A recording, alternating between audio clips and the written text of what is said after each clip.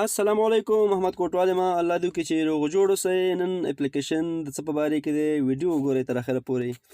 ګوګل کې یو پټ سیټنګ یو پټ راز په ګوګل کې موږ څنګه کولی شو خپله ډیټا ویډیو عکسونه پټ وساتو. اسانه طریقه ده درته ښیم. ویډیو خامخا ځان سره لایک کړئ او چینل خو به تاسو سبسکرایب کړی وي، که نه وي کړی خامخا چینل سبسکرایب کړئ. تاسو له ښیم چې څرنګه په ګوګل کې کولی شو خپله ډیټا محفوظ وساتو. سمپل ځو پلی سټور له پلی سټور کې لیکو پلی سټور کې لیکو سیکرټ ګیلري. تاسو له ښیم وګورئ سیکرټ ګیلري. سیکرټ ګیلري چې مو لیکله په دغه دریم نمبر کې چې تاسو له کوم آپشن ښکاري دغه وګورئ.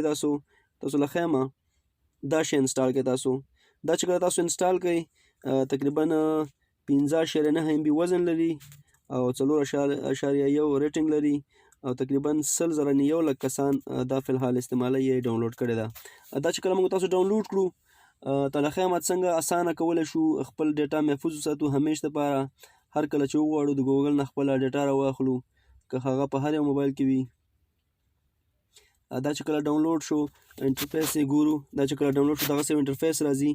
تاسو دا څلور سیټنګه پوره کوئ. کله چې مخکې لاړلی داسې یو انټرفیس تاسو له بل راځي.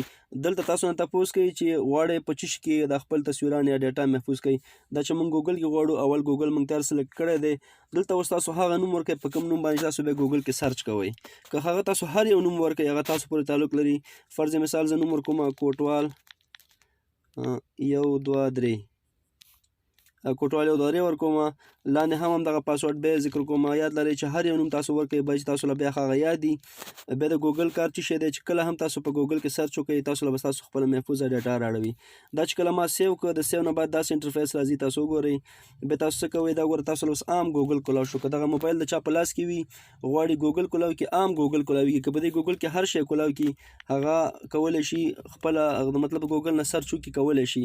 خو دا چې تاسو د دې نه خپله خفیه ډیټا څنګه راوباسئ تاسو له څنګه کوئ. تاسو سمپل صرف په دې سرچ کې لیکئ لکه څنګه چې د ګوګل هغسې سمپل انټرفیس راغی.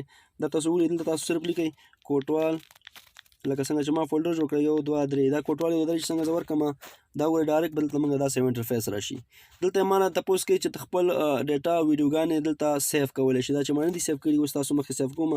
اټ فولډر وایم اټ فولډر کې ولا نوم ورکوم احمد. دا د احمد په نوم باندې دلته فولډر جوړ شو. اوس دغه تاسو نشان وګورئ دغه لاندې چې کوم د جمع نشان دی دا چې کله موږ کلیک کړو دلته موږ نه تپوس کوي چې فولډر سیف کړئ ویډیو او عکسونه سیف کړئ او که اوس په کیمرې باندې ویډیو کړئ.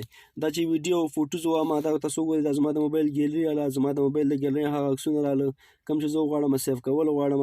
اوس فرض مثال دغه عکسونه زه سیف کول غواړم. دا یو عکس مې سیف کړ بیا زما ګیلري له دا که زه ویډیو غواړم عکسونه غواړم دغه ځای نه صرف کلیک کوم او د کلیک سره به دا عکسونه زما د موبایل ګوګل کې سیف کېږي پټېږي به. تاسو ولیده دوه عکسونه ما دلته فټ کړه سیف شولو.